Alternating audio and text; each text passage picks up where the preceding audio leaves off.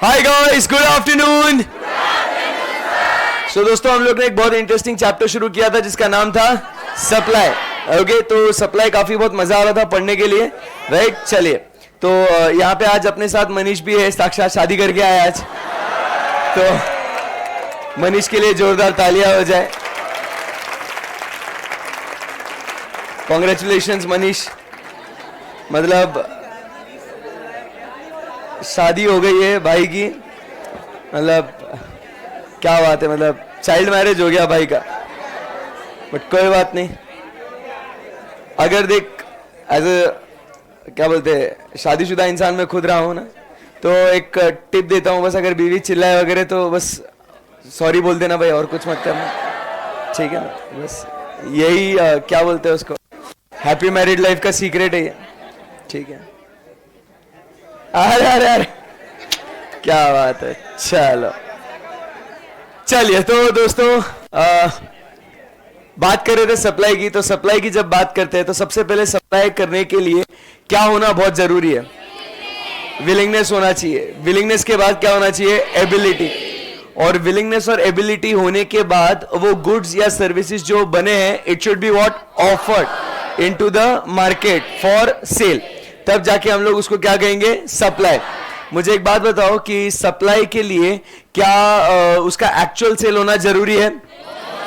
तो sale is not a precondition for supply. मुझे बताओ, सप्लाई ये स्टॉक कॉन्सेप्ट है या फ्लो कॉन्सेप्ट है? फ्लो कॉन्सेप्ट है। Supply is a part of stock और stock is a part of supply. Supply is a part of stock, सही बात है एकदम, यस सर। उसके बाद हम लोग ने बात करी थी, there are different factors that influences the supply. Number one, जैसे हम लोग ने बात करी थी प्राइस ऑफ द कमोडिटी की। सो मुझे बताओ, अगर अदर थिंग्स बीइंग कांस्टेंट, अगर प्राइस ज्यादा होगी तो सप्लाई, प्राइस कम होगी तो सप्लाई, प्राइस ज्यादा होगी तो प्रॉफिट मार्जिन बढ़ेगा ना। इसके लिए we will be more attracted to sell to supply more and vice versa. Second अपन बात करते हैं price of related commodity. Other things being constant, अगर दूसरे कमोडिटी की प्राइस बढ़ रही है तो we will be supplying more of that other commodity rather than the original commodity in question. उसके बाद थर्ड पॉइंट अपन बात करते हैं अबाउट कॉस्ट ऑफ प्रोडक्शन। अगर बताओ अदर थिंग्स बीइंग कांस्टेंट, मतलब सेलिंग प्राइस वगैरह सब कांस्टेंट है और अपना कॉस्ट ऑफ प्रोडक्शन बढ़ जाएगा तो क्या हो जाएगा? कॉस्ट ऑफ प्रोडक्शन बढ़ जाएगा तो अपना प्रॉफिट मार्जिन कम हो जाएगा, उसके वजह से सप्लाई भी कम हो जाएगा। सही बात है एकदम, यस सर। तो ये अपना हो गया थर्ड पॉइंट। फोर्थ पॉइंट, मुझे एक बात बताओ, हम बात करते हैं about what? State of technology. Technology अच्छा तो प्रोडक्शन ज्यादा, टेक्नोलॉजी अच्छी तो प्रोडक्शन ज्यादा, प्रोडक्शन ज्यादा तो सप्लाई ज्यादा, एंड वाइस वर्सा। उसके बाद फिफ्थ पॉइंट अपन बात करते हैं अबाउट व्हाट?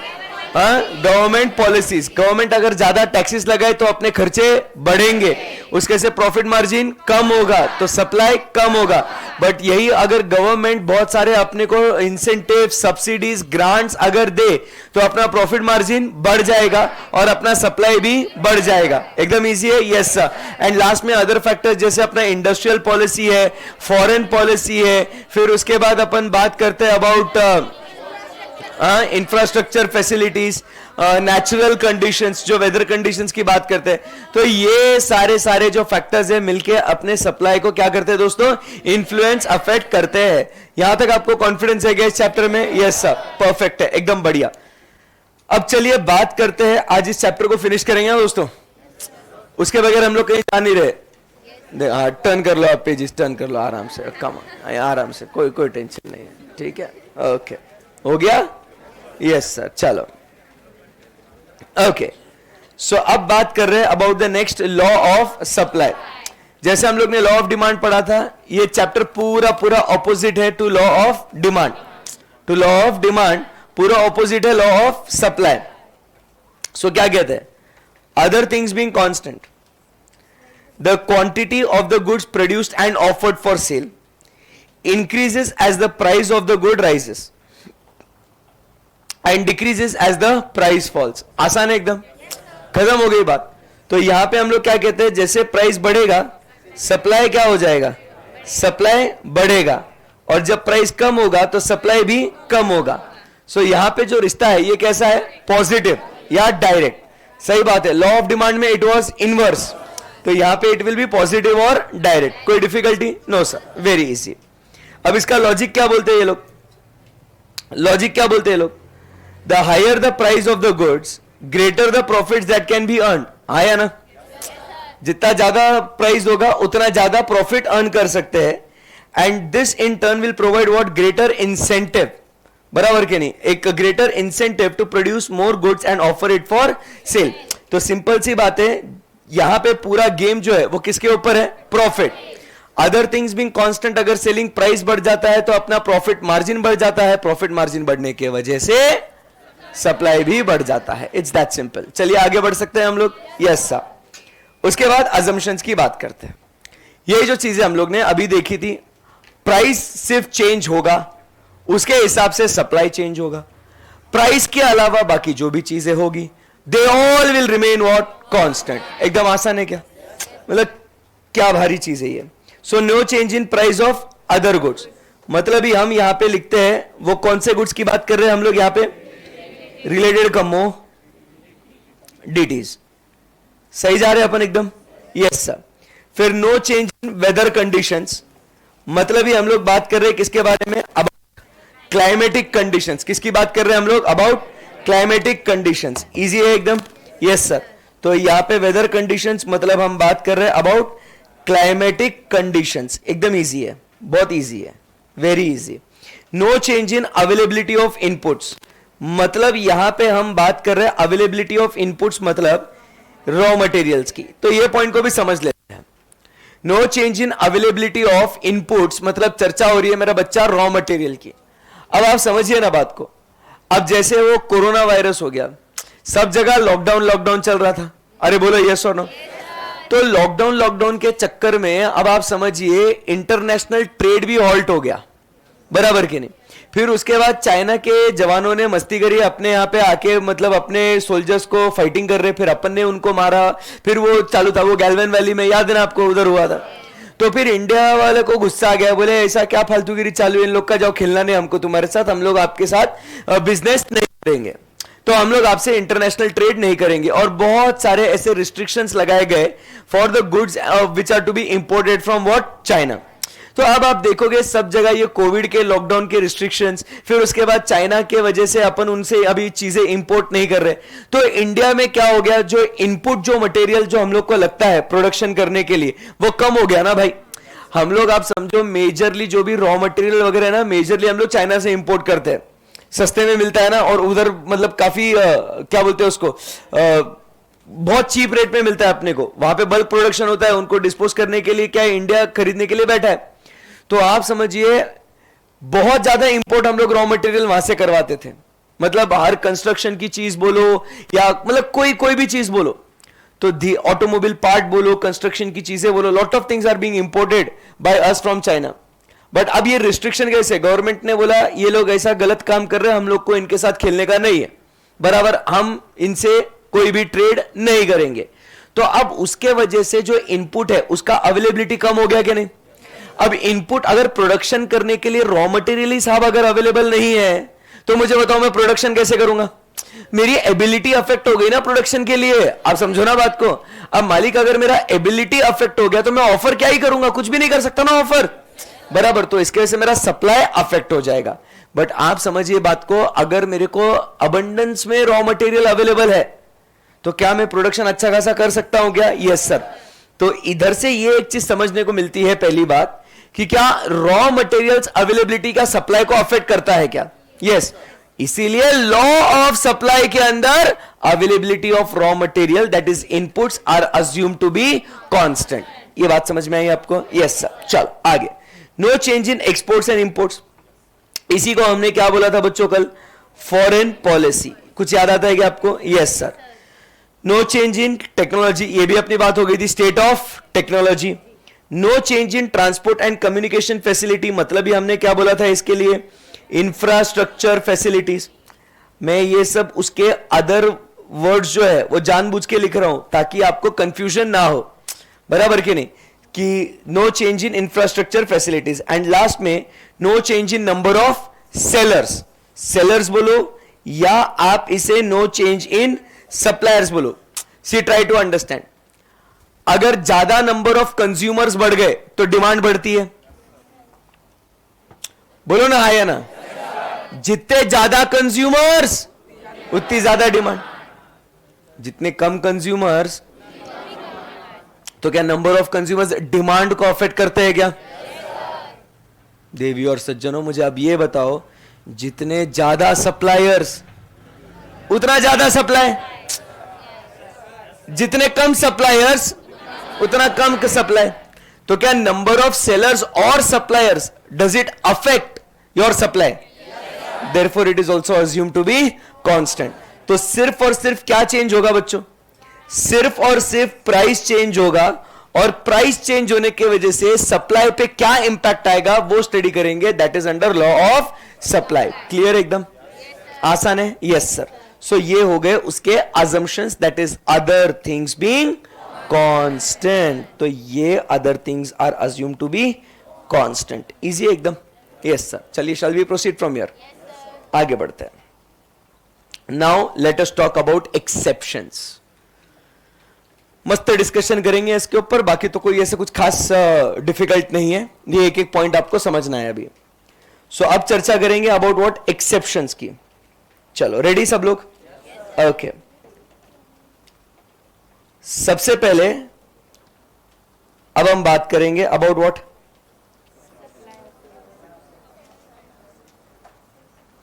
एक्सेप्शंस में फर्स्ट पॉइंट अपन लिखते हैं सप्लाई ऑफ लेबर। चलो अब पहला पॉइंट जो है ये आप समझो, इधर क्या लिखा हुआ है? Exception is what? Supply of labour. तो आप समझिए बात को, दोनों में डिफरेंस क्या है? पहले तो मैं जो चीज बोल रहा हूं, labour labourer, these are two different things. Okay, labour labourer ये दो चीजें अलग अलग है।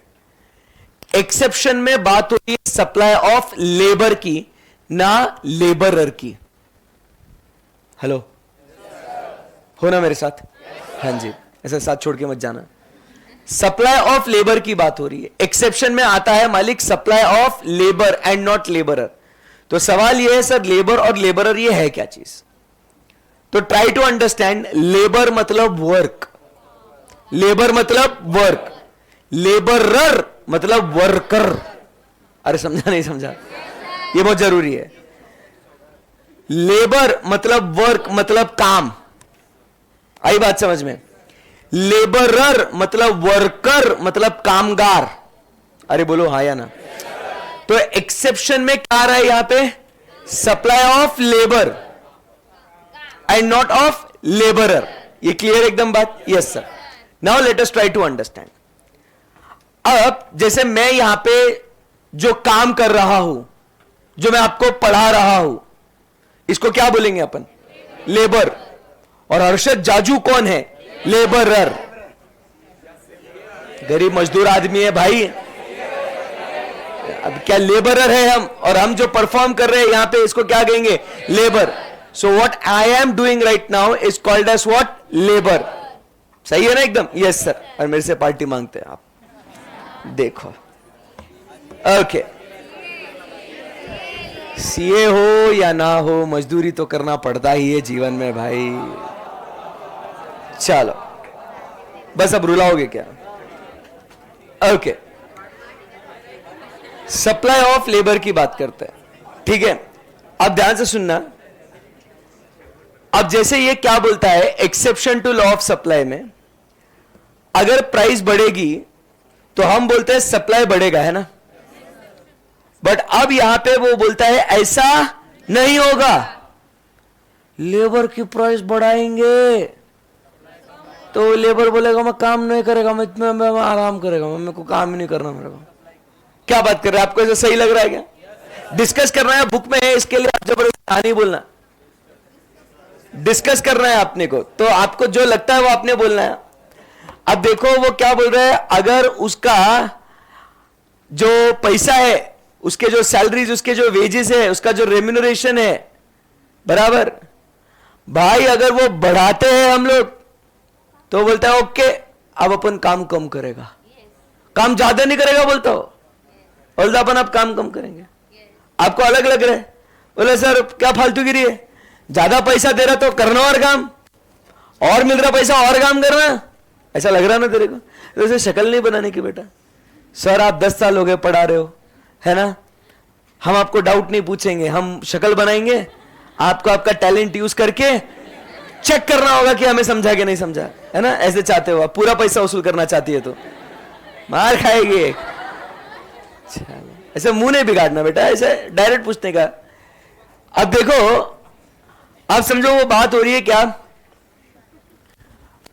अब प्राइस बढ़ेगी तो सप्लाई उसने ज्यादा करना चाहिए। अरे उसका रेम्यूनरेशन बढ़ रहा है तो उसने ज्यादा काम करना चाहिए। बट यहां पे वो क्या बोल रहे हैं, एक्सेप्शन है, ये एक्सेप्शन है। प्राइस ज्यादा मिल रहा ना तो भाई कम काम करेगा। बताओ, मतलब ये दिया है ऐसे मेरे को, this is it is, I don't know, ऐसा है। मनीष को पूछते हैं, नहीं शादी करके आया। मनीष खड़ा हो ना, तू आंसर मत दे बस। अब तू बस उधर घर में आंसर देने का। भी you are no longer answerable to us. अब आपके बिग बॉस, आपके होम मिनिस्टर अलग है ना? तो यहां पे आप समझिए बात को। अब जैसे लेटर से फॉर एग्जाम्पल, जान दे, बैठ जा मनीष, जान दे, शादीशुदा आदमी क्यों बेचारे को तकलीफ देना। चलो लेटर से फॉर एग्जाम्पल, अब अगर मुझे, काल्पनिक बातें करते हैं, वास्तविक में इसका कोई संबंध नहीं है।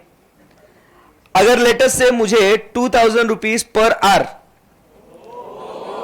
इसलिए मैंने बोला ना कि ये बातें काल्पनिक है, वास्तविक में इसका कोई संबंध नहीं है। संबंध आया तो ये योगा योग है, ठीक है? तो अगर मैं आपका लेक्चर लेता हूं, आप समझिए बात को, तो मुझे 2000 रुपीज पर आवर मिलता है, मान के चलो। अरे तुम लोग क्या कर रहे हो, गलती हो गई मेरे, ये एग्जाम्पल है, इसको एग्जाम्पल रहने दो इसको, ठीक है? क्या हुआ, एक जीरो बढ़ाना चाहिए। मैं यहां होता भी क्या अभी एक साल काम करता निकल लेता ना एडी। चलो, अरे चलो रे, ध्यान दो। अब अगर मान लो 2000 rupees per hour if I take a lecture, बराबर, तो I will be paid rupees 2000 per our. Okay okay, मैंने कितने घंटे लेक्चर लेना अभी आप बताओ? एक दिन में कितने घंटे लेना? कितने घंटे पढ़ाऊं भाई? 6 घंटे पढ़ाना है भाई, 6 घंटे, ठीक है ना? Yes sir. सो मैंने यहां पे 6 आवर्स पढ़ाया तो 12,000 रुपए मेरे पक्के हो गए दिन के, बराबर है कि नहीं? अब क्या हुआ, मान के चलो एसपीसी स्टार्ट्स अनदर बैच, नया बैच, नया टाइम शेड्यूल। स्वप्निल सर बोलते हैं, भाई अर्षद और एक बैच अनाउंस करिए यार, पढ़ाना पड़ेगा तुझे। मेरा भाई मैं नहीं पढ़ाएगा यार, 6 घंटे पढ़ा लिया मैंने, बस क्या यार, नहीं हो पाएगा। तो भाई मेरे को बोलते, तू पढ़ाएगा ना अर्षद अगले बैच को 6 घंटे के ऊपर, तेको मैं 3000 रुपीज पर आवर देगा मैं। अब बताओ मैं पढ़ाऊंगा नहीं पढ़ाऊंगा? पढ़ाऊंगा ना? Yes sir. ध्यान से सुनना, क्या बोल रहा बेटा? पैसे के लिए कुछ भी, ऐसे कुछ भी नहीं करने का, ऐसे कुछ भी गलत हो जाएगा। चलो, सो 3000 रुपीज पर आवर। अब बताओ मैं कितने घंटे पढ़ाऊं? मैं 8 घंटे। भूलना मत, मैं 6 घंटे ऑलरेडी पढ़ा चुका हूं। बोलो ना, 5 घंटे। मैं सिर्फ 2 घंटे पढ़ाऊंगा मैं। फिर सर बोलते हैं, हर्षद थोड़ा और पढ़ा दे यार, तेरे को एक काम करते, तेरे को 4000 रुपए अगले जितने भी आवर्स तू पढ़ाएगा उसके लिए तुझे मैं 4000 रुपीज पर आवर देता हूं, चल। सो क्या आपने क्या किया? 1 घंटा, बराबर है कि नहीं? उसके बाद सर बोल रहे भाई 5000 रुपए पर आवर देता हूं। भाई मैंने ऑलरेडी 9 घंटे पढ़ा दिए। अब आप बात को समझो, अब आप बोलने के लिए बोलोगे, अरे सर पढ़ाओ ना, पैसा मिल रहा है ना।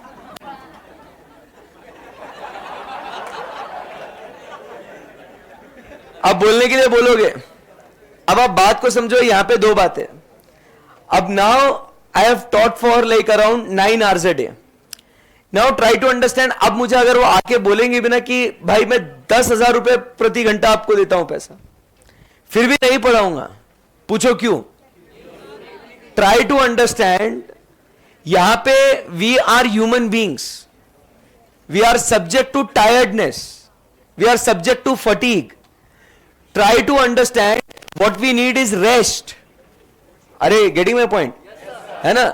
तो आप भले ही आप कितने ही पैसे क्यों ना दो, बट अल्टीमेटली कहीं ना कहीं हम लोग थक जाएंगे ना। तो आप हमें कितना ही पैसा दो, फिर भी हम काम करने की क्षमता रखते ही नहीं अब, क्योंकि हम थक गए हैं। आप समझे बात को? Yes sir. तो अरे आप समझो ना, आप ऐसे बोलने के लिए आपको लग रहा है बहुत आसान है, 9 घंटे पढ़ाना मतलब मजाक है क्या? Try to understand. अगर पढ़ाना भी है ना, मैं जो पढ़ा रहा हूं ना आपका lecture, I am teaching from morning 7 o'clock। मेरा जो शेड्यूल है, it start at morning 7 o'clock।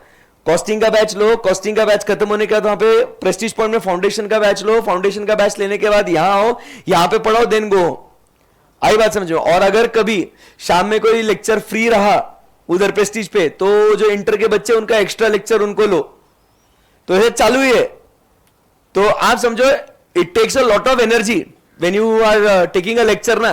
Continuous active रहो, एनर्जी रहो, फुल एकदम जोश में रहो, नहीं तो अपन दोस्तों पब्लिक तो बैठा ही है, रेडी है। सर तुम हुकुम करो, बस हम सोने के लिए अब भी तैयार है, और एक इशारा दो सर, बराबर के। तो वो रेडी है। और वो एक टीचर में हमेशा एक क्या बोलते हैं, हिडन टैलेंट होता है। एक मालूम है क्या होता है टीचर्स के अंदर? एक हिडन टैलेंट। वो कभी भी किसी भी वक्त कहीं भी कौन से भी बच्चे को सुला सकता है। वो पावर है हम लोगों में, बराबर। अंडर एस्टिमेट नहीं करना टीचर्स को। तो आप समझो बात को। तो ऑब्वियसली जब 9 घंटे बात कर रहे, पढ़ा रहे, इतना चिल्ला चिल्ला के, सो थक जाते हैं भाई। सही बात है ना? यस। तो इसीलिए अगर आप फोकस करोगे, ऑब्जर्व करोगे, प्राइस क्या होते जा रहा है? बढ़ते जा रहा है। 2000 का 3000, 3000 का 4000, 4000 का 5000, प्राइस क्या होते गया? बढ़ते गया ना। बट जो सप्लाई ऑफ लेबर, जो मैं काम कर रहा हूं, मैंने पहले 6, फिर उसके बाद 4, फिर नहीं 6, 2, 1, भाई उसके बाद नहीं करेगा मैं काम। आई बात समझ में? तो सप्लाई ऑफ लेबर क्या हुआ? कम हुआ कि नहीं हुआ? Yes sir. एक्सेप्शन। एक रीजन यह था कि जिससे इंसान क्या हो जाता है, थक जाता है, इसके लिए वो काम नहीं करता। दूसरा पॉइंट क्या हो जाता है, इंसान को भले ही आप कितना अच्छा पैसा भी दो, फिर वो क्या बोलेगा, अब आप काम नहीं करना यार। अब पूछो क्यों? पूछो ना क्यों? अरे भाई, इंसान कमाता किसके लिए? खुद के लिए कमाता पहले। ध्यान से सुनना। आप जब खुद के लिए कमाओगे तो खुद में आपका परिवार भी आता है। समझे क्या बात को? अगर आप अपने आप को परिवार से जोड़ के रखते हो तो, ठीक है ना? सो इंसान कमाता है किसके लिए? खुद के लिए ना। आज अगर मैं पैसे कमा रहा हूं, बराबर, और आप समझो आज मैं भी सोचता हूं कि नहीं, मैंने ना ये पैसा सेव करना चाहिए, सेव करना चाहिए, सेव करना चाहिए, बराबर, मेरे फैमिली के लिए, मेरे बच्चों के लिए, फिर मैं रिटायरमेंट में यूज करेगा, ऐसा ऐसा। कभी किसी दिन हो गया चल बसा, फिर क्या करेगा वो पैसे का? मतलब पूरी जिंदगी क्या हो गया, मेहनत करते करते करते बीत गई। सोचा था रिटायरमेंट में मजे ले, पहले रिटायर हो गए, तो गलत हो गया ना ये तो भाई जिंदगी जीना भी तो है, बराबर। तो सिंपल सी बात है, अगर मैं पैसे जो कमा रहा हूं, बराबर कि नहीं, तो इतना पैसा कमाया है कि भाई उस पैसे का अपन ने अपने ऊपर क्या करना चाहिए? खर्च भी तो करना चाहिए, उसका लाभ भी तो उठाना चाहिए अपन ने। तो यही मेंटालिटी इंसान की क्या हो जाती है कि भाई अब आप मुझे ज्यादा पैसा ही क्यों ना दो, बराबर के नहीं। वो पैसा अगर मैं अपने आप पे खर्चा नहीं कर सकता हूं, तो वो उस एक्स्ट्रा पैसे का मैं करूं भी तो क्या करूं? ये तुम समझ रहे क्या मैं क्या बोल रहा हूं? बहुत सिंपल सी बात है एकदम। आपको अगर कोई बोल देगा कि भाई तू 10 लाख रुपए हर महीने का ले, 10 लाख रुपीज आप महीने का ले, बट तेरे को एक दिन भी छुट्टी नहीं, तो कहीं जा नहीं सकता, कहीं आ नहीं सकता, कुछ भी नहीं, तेरे को दिन रात 24 घंटे सिर्फ काम करना है, खाना खाने का है, सोने का है, वापस आने का, काम करने का, और ये तेरे को लगातार 2-4 साल के लिए करना है, करोगे क्या? स्टार्टिंग में लगेगा हाँ सर कर लेंगे ना, पैसा कमा के रखेंगे, फिर ऐसा, वो कुछ पॉसिबल ही नहीं है। आई बात समझ में आपको? तो इसीलिए इंसान हमेशा यही सोचता है, 4 पैसे कम मिले चलता है, बट एटलीस्ट मैंने एंजॉय करना चाहिए जो पैसे मैं कमा रहा हूं उस चीज को। समझे क्या बात को? Therefore, it becomes what? An exception to law of supply. So number one, a person wants to have what? Rest. Barabar, because he is subject to tiredness. And number two, what he wants is a leisure. Leisure. समझते हो leisure? मतलब उसको relax करना है, घूमना फिरना है, luxury life जीनी है, तब जाके वो पैसे और काम करेगा, फिर तभी तो मोटिवेशन मिलेगा ना मालिक. अरे बोलो भाई कुछ. यस सर, ऐसी बात है. सो फर्स्ट पॉइंट आपको समझ में आया? Why supply of labour becomes an exception to law of supply. आई बात समझ में आपको? Yes sir. उसके बाद चलिए आगे बढ़ते हैं. पेरिशेबल गुड्स, सेकेंड पॉइंट जो है ना, पेरिशेबल गुड्स. इसी के साथ साथ हम लोग आगे और जोड़ते हैं दोनों का, क्योंकि सेम एक्सप्लेनेशन होगा. एग्रीकल्चरल गुड्स और एग्रीकल्चर कमोडिटीज है क्या? ऐसा पॉइंट देखो बोला. 6 पॉइंट एग्रीकल्चर प्रोडक्ट्स, दोनों का एक्सप्लेनेशन सेम होगा मालिक. पेरिशेबल मतलब समझते हो क्या होता है? Which has a shorter shelf life. ज्यादा इंग्लिश हो गई. पेरिशेबल मतलब ऐसे goods which has a shorter shelf life, जिसका मतलब है वो चीजें ज्यादा दिनों तक, ज्यादा समय तक नहीं टिकती है. आई बात समझ में? उसको बोलते हैं अपन पेरिशेबल गुड्स. एग्रीकल्चर कमोडिटीज भी उसी में आती है. जैसे पेरिशेबल गुड्स की बात करें तो जैसे अपन बात करते हैं अबाउट ब्रेड, अगर अपन बात करें milk, they are not agriculture products. अरे समझे नहीं? वेजिटेबल एग्रीकल्चर में आ गया. ब्रेड की अगर बात करें, मिल्क की अगर बात करें, एग्स की अगर बात करें, so they have a shorter shelf life. बराबर, उसको ज्यादा लंबे समय तक यूज नहीं कर सकते. अगर आप देखोगे ब्रेड की बात करें तो ब्रेड की अगर अपन बात करें तो 3 दिन, मिल्क की बात करें तो 3 दिन, एग्स की बात करें तो 20 दिन, कुछ होंगे कैसे, मतलब डिपेंड करता है प्रोडक्ट टू प्रोडक्ट. सही बात है ना? तो they have what a shorter shelf life. Those goods are called as what? Perishable goods. Same way में एग्रीकल्चर गुड्स की भी अगर बात करें तो एग्रीकल्चर गुड्स में वही अपने फ्रूट्स, वेजिटेबल्स, बराबर, एटसेट्रा, वो सब आ जाता है उसके अंदर. तो वो भी ज्यादा दिनों तक नहीं टिकते ना वो, बराबर, वो भी सूख जाएंगे, खराब हो जाएंगे. बराबर. तो अब आप समझो बात को. जो ये एग्रीकल्चरल प्रोडक्ट्स या ये पेरिशेबल प्रोडक्ट्स बेचने वाला व्यक्ति है, वो उन गुड्स को अपने पास होल्ड करके थोड़ी रख सकता है कि I will wait for the price to rise and then I will supply more. Price कम हो जाएगी तो मैं अपने पास रखेगा, मैं इसको अभी मार्केट में बेचेगा नहीं. ऐसा चलेगा क्या? बताओ मेरे को. No sir. क्योंकि भाई अगर तू प्राइस बढ़ने का वेट करते रहेगा और अल्टीमेटली प्राइस बढ़ भी जाएगी, कोई दिक्कत नहीं है, बराबर के नहीं, बट क्या हो जाएगा? वो गुड्स खराब हो जाएंगे, फिर कोई खरीदेगा नहीं, भले ही वो महंगा होगा तो भी. तो भाई तेरे को अभी कम दाम है, मिल रहा है तो भी तेरे को बेचना पड़ेगा, ज्यादा है तो भी तेरे को बेचना पड़ेगा. तो ऐसा वेट या होल्ड नहीं कर सकता है कि प्राइस अगर बढ़ेगी तभी सप्लाई करेगा, प्राइस कम होगी तो I hold it, I will not supply it. आई बात समझ में आपको? So therefore it becomes what? Exception to law of supply. आई बात समझ में आपको? Yes sir.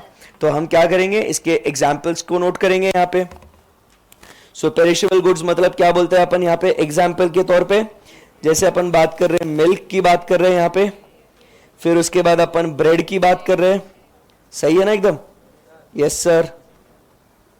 फिर उसके बाद एग्स की बात कर रहे हैं यहां पे. और एग्रीकल्चर प्रोडक्ट्स की अगर बात करें तो सिंपल अपने फ्रूट्स एंड वेजिटेबल्स.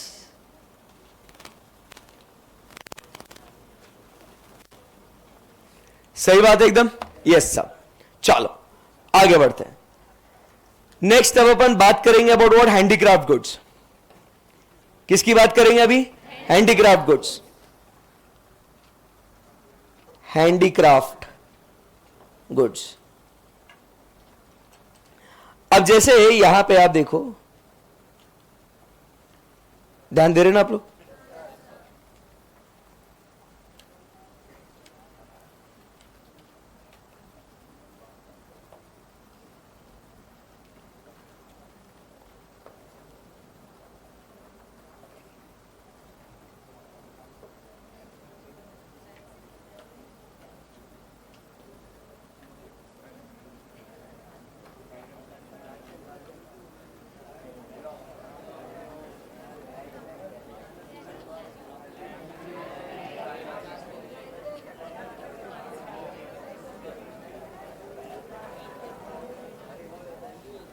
क्या ये?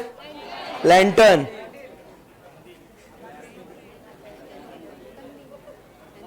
हो, आकाश कंदील, लैंटर्न सब एक ही बात है। कितना मस्त है ना। ये मैंने अपने हाथों से बनाया है। Thank you, thank you. अब बहुत बढ़िया है कि नहीं? Yes sir. अब आप ध्यान से सुनना। हाँ,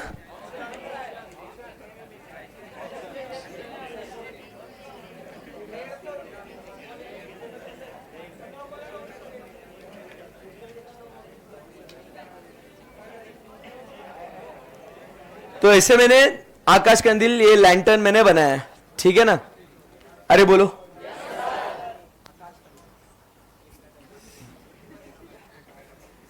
तो ये लैंटर्न बने, बहुत मस्त है, एकदम सुंदर है, एकदम ब्यूटीफुल है एकदम।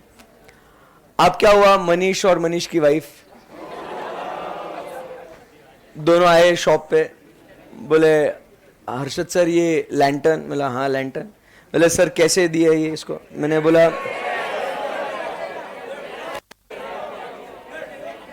500 रुपए में एक पीस है ये, बराबर।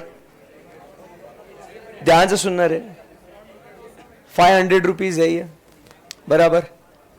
तो मनीष के वाइफ को बहुत अच्छा लगा लैंटर्न, बोले कितना कलरफुल अट्रैक्टिव है ये लैंटर्न, तो इसको खरीदते हैं।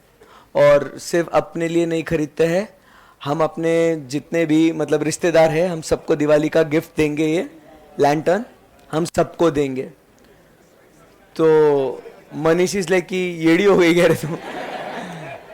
तो शी इज लाइक कि नहीं नहीं अपने को लेना है, सुनो जी लेना है, ऐसे नहीं करना अपना ऐसा। तो अब जैसे ही उसने बोला सुनो जी लेना है, तो मनीष का दिल गार्डन गार्डन हो गया। बोले इतनी इज्जत, सुनो जी। मनीष इज लाइक कि हर्षद सर मेरे को ये 1000 लैंटर्न चाहिए, 1000 लैंटर्न चाहिए मेरे को दिवाली में 1000 लोगों को बांटना है, जितने भी लोग शादी में आए थे ना सबको देना है रिटर्न गिफ्ट। तो हमने मनीष को बोला मनीष मैं 1000 लैंटर्न नहीं दे सकता हूं आपको। बोले नहीं सर आपको देना पड़ेगा, मेरी बीवी ने बोला है चाहिए तो चाहिए सर, खलास। मैं बोल रहा हूँ मनीष तू बात समझ, तेरी बीवी ने भले ही बोला होगा बट मैं नहीं दे सकता हूँ तेरे को। बोल रहे सर आप 600 रुपये ले लो। बोलता मनीष नहीं दे सकता हूँ। सर 800 रुपये ले लो। मैं बोला मनीष नहीं दे सकता हूँ। सर आप 1000 रुपये ले लो। मैं बोला अरे मनीष येड़ा है क्या, तू समझना बात को, नहीं दे सकता। तो वो पूछ रहा है सर आखिरकार आप मुझे क्यों नहीं दे सकते, मैं आपको इतना मुंह मांगा पैसा दे रहा हूं आपको, बट सर फिर भी आप मुझे वो 1000 की क्वांटिटी क्यों नहीं दे रहे हो। मैंने मनीष को बोला मनीष ये लैंटर्न जो है मैंने अपने हाथों से बनाए हैं, ये हैंडीक्राफ्ट गुड है मनीष, रातों रात इसको मैं 1000 यूनिट नहीं बना सकता हूं, समझा? यस, आई बात समझ में आपको? Can I make those 1000 lanterns overnight? No, it's not possible. So आप समझने की कोशिश करो, therefore आप कितना ही प्राइस क्यों ना आप दो, since it is a handicraft good, these are the handmade goods, हम लोग उनका सप्लाई ओवरनाइट नहीं बढ़ा सकते हैं। आई बात समझ में?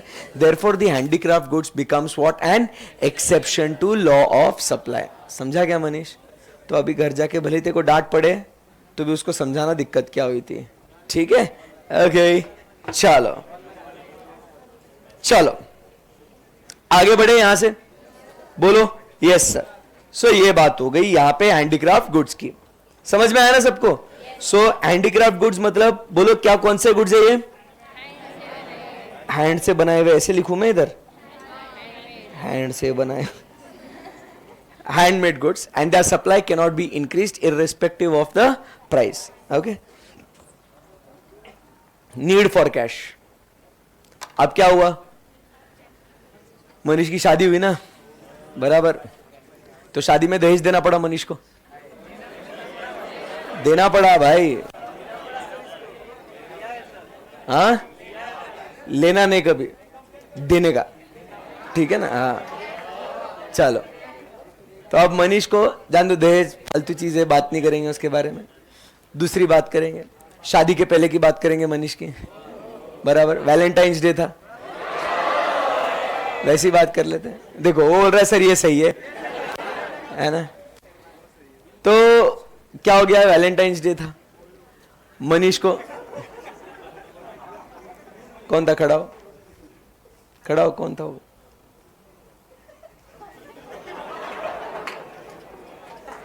तू है ही कितना, तू बोल रहा कितना, हाँ?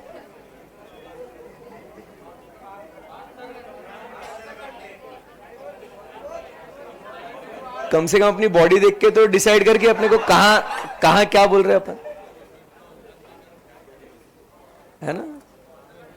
मैं फिर भी अपने आप को बहुत कंट्रोल कर रहा हूं, ठीक है ना। Remember that.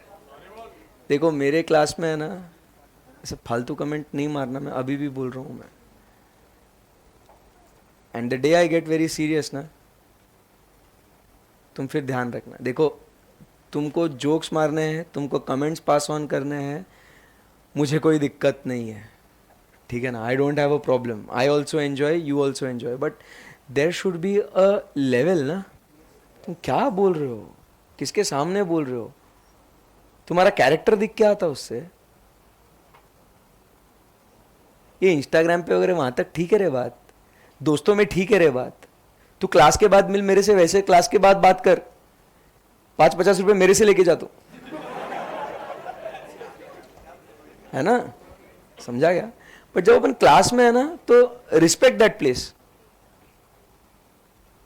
इधर लड़के हैं, लड़कियां हैं, तुम्हारे टीचर्स है,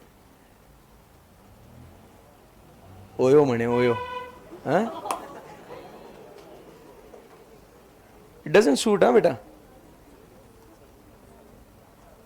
फिर अगर मैं एकदम से कुछ बोल दिया तो कितना हर्ट होगा, फिर पूरी क्लास के सामने बेइज्जती करूंगा तो। उम्र कितनी तेरी, उम्र कितनी तेरी? 17 साल का बच्चा है ना तो। कभी गया है तू?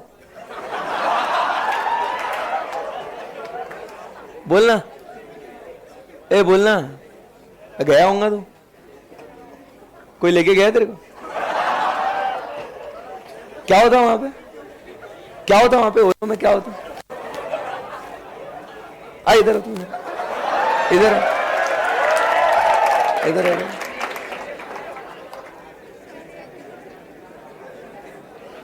आज, इधर इधर इधर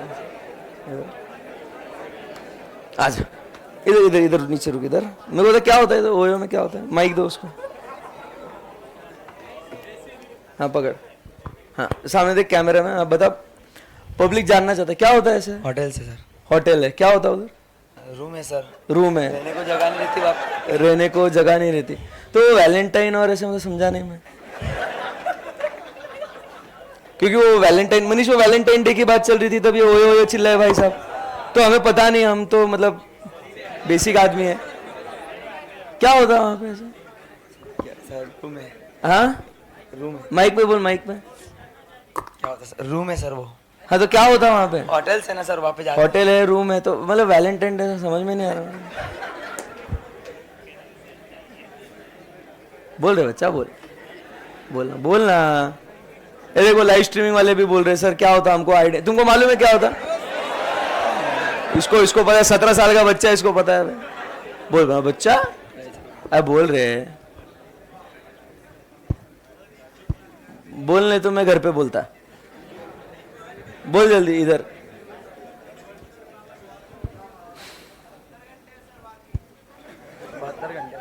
कौन बोला है? तू जल्दी ले ले बेटा। नहीं, मेरे घर पे फोन लगा है, पेरेंट्स। हाँ तेरे घर पे फोन लगा है? अरे, इसमें तो ये फिर ऐड करना पड़ेगा टॉपिक। क्यों फोन लगा है तेरे घर पे? फोटो भेज दिया सर किसी ने तो। क्या फोटो भेजा? आया है सर, ग्रुप पे आया है।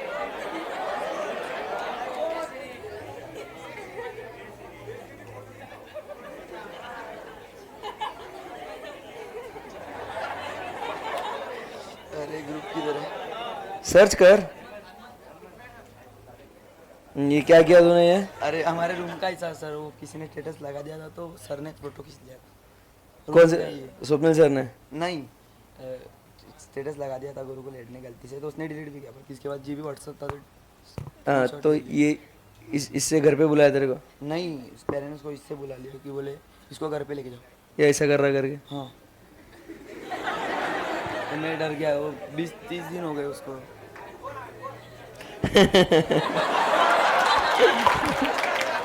अरे वो क्या फोटो है मालूम है तुमको?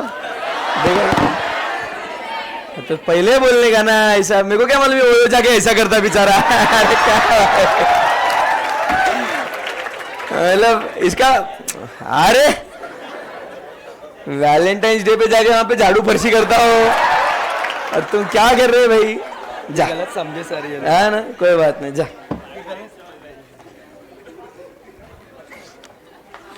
ओके, सो हम बात कर रहे थे मनीष की, मनीष को छोड़ना नहीं। So there was a need for cash. तो अब मनीष की होने वाली धर्मपत्नी जी ने बोला कि बाबू, और फिर यहाँ दिल पिघल गया उसका। फिर लाइक कि बोलो, आप हुकुम करो, बस आपको चांद तारे आसमान सब सब लाके आपके कदमों में रख दूंगा। तो वो बोलती है इतना सब तो नहीं, बस मुझे आईफोन चाहिए। ठीक है, सो अभी नीड फॉर कैश है, उसको पैसे की जरूरत है। तो किडनी तो बेची बट पूरा पैसा आया नहीं उसको। तो उसके पास जो उसका सोने चांदी का जो भी कुछ पड़ा था तो उसने जाके मार्केट में बेच दिया। अब वो ग्राहक जो है, वो दुकानदार जो है, वो दुकानदार बोल रहा है भैया अभी मत बेचो, एक 10 दिन बाद बेचो, प्राइस बढ़ने वाला है गोल्ड का, तब ज्यादा पैसे आएंगे आपको। वो बोलता है वो ज्यादा पैसे का क्या करूंगा मैं जब बाबू ही नहीं रहेगी मेरे साथ। तो नीड फॉर कैश। तो वहां पे क्या होता है, जब किसी इंसान को पैसे की जरूरत होती है तो he will not wait for the rise in price, वो सस्ते इसमें भी वो क्या कर देगा, वो बेच के निकल जाएगा। आई बात समझ में आपको? Yes sir. तो ध्यान रखना, नीड फॉर कैश। उसके बाद अपन बात करते हैं कॉस्ट ऑफ स्टोरिंग की। सो यहां पे पहले तो लिख देते हैं डी वाला पॉइंट। वो फोटो मेरे को भेजना है, तो वो है क्या, मेरे को भेजो भला। कौन से ग्रुप पे हो? मैं, मेरे को है नहीं ना, मैं उसमें, तुम क्या इज्जत देते नहीं मेरे को, कुछ भी बोल रहे। वो लाइव स्ट्रीम वालों को देखने का है, वो कैसा सर हो, मैं क्या करता हूँ झाड़ू पोछा, वो देखने का उनको टेलीग्राम पे डाल देना उसको। चलो अभी अपन बात कर रहे हैं किसके बारे में, नेक्स्ट कॉस्ट ऑफ स्टोरिंग। अब कभी कभी कुछ प्रोडक्ट्स जो होते हैं ना, नहीं पहले अपने को ये लिखना था नीड फॉर कैश।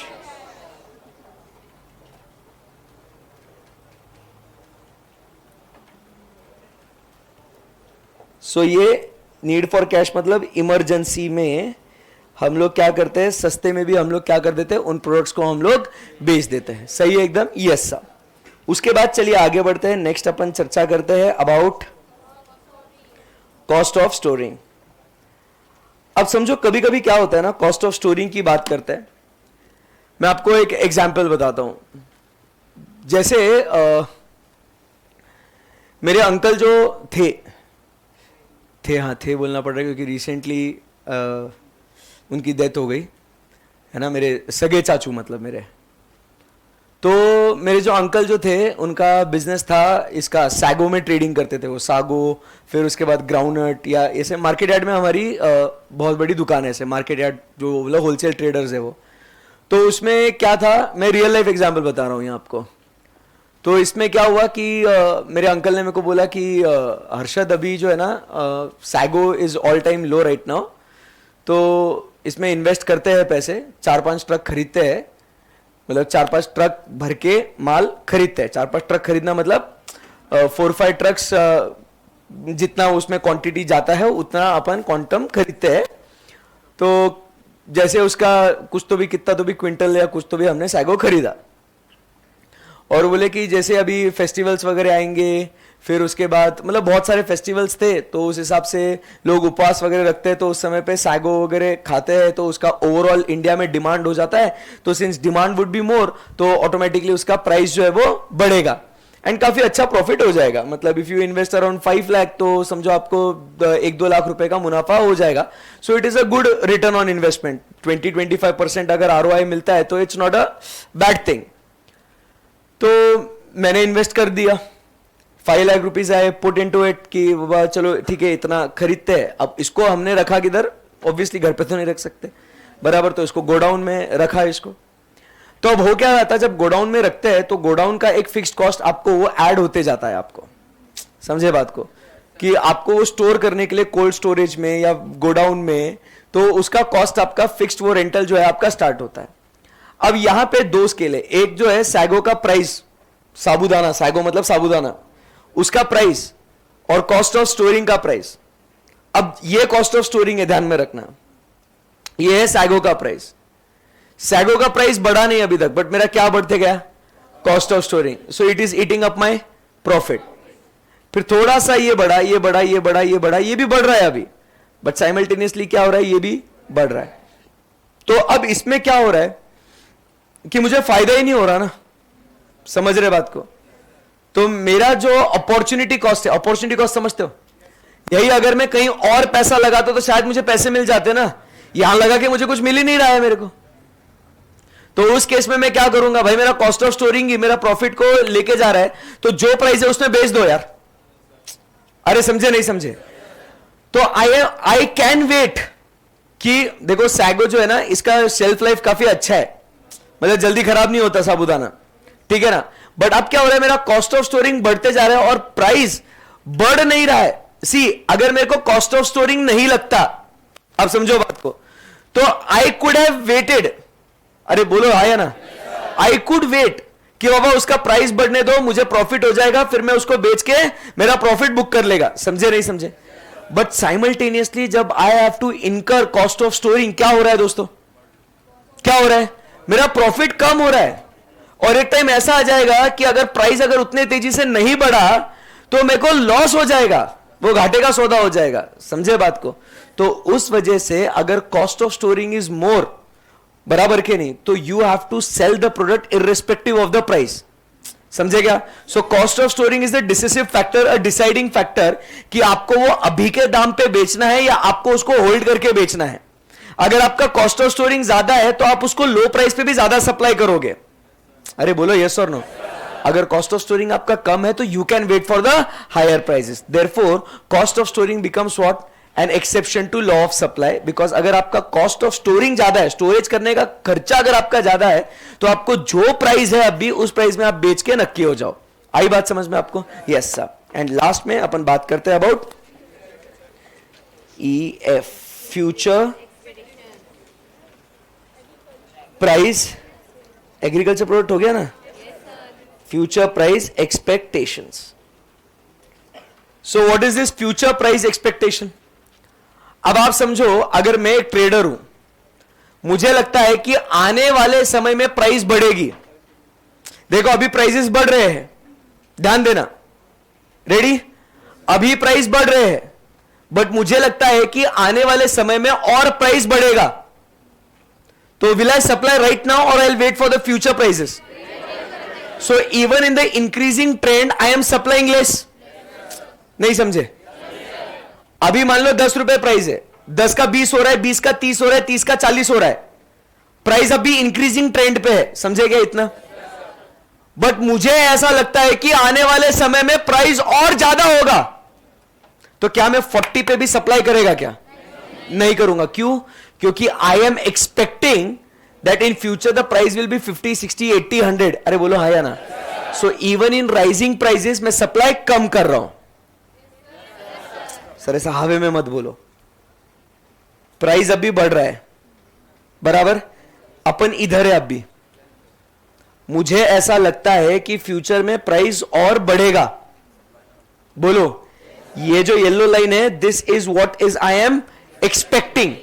ये जो है ये अभी एक्चुअल ट्रेंड है. बोलो यस और नो. तो मैंने यहां पे सप्लाई कम करना चाहिए या ज्यादा करना चाहिए? मैं सप्लाई यहां पे कम कर रहा हूं, even though the prices are rising. क्यों? Because I am expecting that the prices will be much higher in future. आई बात समझ में? एंड सेम उल्टा हो जाएगा यहां पे. अगर प्राइस आपकी गिर रही है, बराबर के नहीं, और मैं एक्सपेक्ट कर रहा हूं कि फ्यूचर में प्राइस और गिरेगी, तो यहां पे even when the prices are falling में क्या करेगा, सप्लाई ज्यादा करेगा। आई बात समझ में आपको? Anyone any query? No sir, easy है एकदम, परफेक्ट है। So this is what is the exceptions to law of supply. सारे समझ में आ गए आपको? ये exceptions exam point of view से बहुत इंपॉर्टेंट है। क्लियर एकदम? Yes sir. ओके, अब उसके बाद आगे जो भी है चैप्टर अपना खत्म, सब्जेक्ट टू इक्विलिब्रियम प्राइस। अब आप पूछेंगे सर ऐसा कैसा? आओ समझाता हूं, ध्यान से सुनना। ये आपको होमवर्क के लिए पूरा रीड करने का है। अभी सुन रहे क्या? बोलो ना कुछ। Yes sir. डिमांड शेड्यूल जैसे सप्लाई शेड्यूल, इस प्राइस पे कितना क्वांटिटी सप्लाई करोगे उसको अगर प्लॉट करेंगे तो उसको अपन क्या बोलेंगे? Supply schedule. इंडिविजुअल सप्लायर की बात करेंगे तो उसे कहेंगे इंडिविजुअल सप्लाई शेड्यूल। मार्केट के सप्लायर्स को लेके बात करेंगे तो मार्केट सप्लाई शेड्यूल। फिर जैसे प्राइस बढ़ेगा सप्लाई भी बढ़ेगा, तो it will be having what? An upward, बराबर कि नहीं? It will be an upward sloping curve from left to right, बराबर है कि नहीं? Yes sir. उसके बाद आगे बढ़ते हैं, shift in supply curve, increase और डिक्रीज। सो मुझे बताओ इंक्रीज डिक्रीज कब होता है? when there is change in supply due to factors other than price, it will be called as what? Increase or decrease? अरे बोलो yes or no? अब movement कब बोलेंगे? when there is change in supply due to price, it will be called as expansion and contraction movement. अरे बोलो हाँ या ना? The concept is same. अरे बोलो आगे, elasticity of supply, फॉर्मूला बोलो, फॉर्मूला बोलो, फटाफट बोलो। प्राइस के वजह से सप्लाई अफेक्ट होता है, तो फॉर्मूला क्या हो जाएगा? New supply minus old supply divided by old supply whole divided by new price minus old price divided by old price into 100। आई बात समझ में आपको? Yes sir. तो उसके भी आपके अगर जीरो रहेगा तो it will be perfectly inelastic, less than 1 होगा तो रिलेटिवली इनइलास्टिक, 1 होगा तो यूनिट इलास्टिक, ग्रेटर देन 1 होगा तो एंड इनफाइनाइट होगा तो परफेक्टली इलास्टिक। तो ये आपके टाइप ऑफ सप्लाई इलास्टिसिटी। बोलो हाँ या ना? Yes sir. Relatively less elastic supply ये हो गया, relatively greater elastic supply. Diagrams कल आके देखेंगे, इसको एक बार आपको बता दूंगा बस, ठीक है? ये इसको पेंडिंग रखना, measurement of supply elasticity. Mid point elasticity is arc elasticity. अरे बोलो वो एवरेज वाला फॉर्मूला। Yes sir. कल आके ये पढ़ेंगे इक्विलिब्रियम प्राइस वाला। ये कॉन्सेप्ट बचता है ना आपका एंड में, देखो ना इक्विलिब्रियम प्राइस वाला बचता ही है। Then we are done. So कल आके सप्लाई के डायग्राम्स को स्टडी करेंगे, इक्विलिब्रियम प्राइस को स्टडी करेंगे, and then we are done with this chapter. Chapter कौन सा? डन एकदम? Yes sir. So that's it for today. Thank you very much. See you guys tomorrow. Bye bye.